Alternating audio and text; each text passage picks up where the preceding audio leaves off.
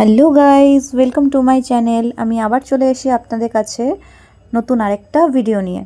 তো গাইজ, আপনারা দেখতেই পাচ্ছেন আমার ছেলে এই মুহূর্তে এত টায়ার্ড যে ঘুমিয়ে পড়েছিল। যাই হোক, ওকে আমি ঘুম থেকে উঠালাম।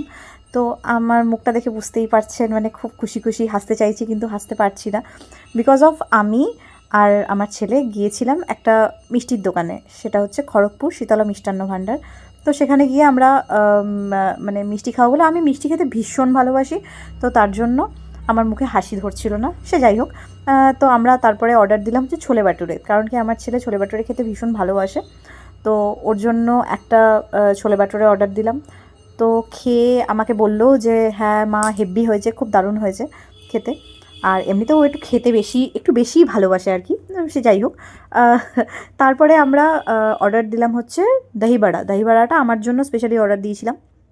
তো ওখান থেকে আমার ছেলেও একটু আবার ভাগ বসালো।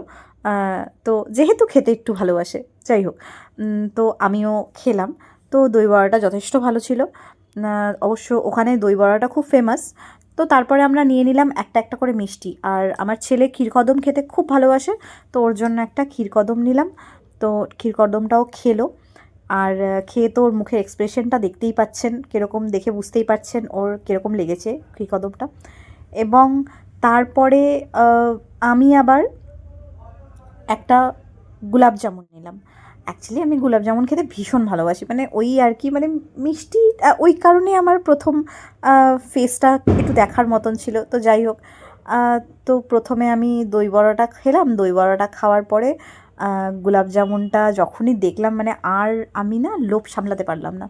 তো সঙ্গে সঙ্গে ওটা নিয়েই বসে গেলাম আমি। যাই হোক, তো এবারে ওটা খেয়ে ভীষণ ভীষণ রকম তৃপ্তি পেলাম।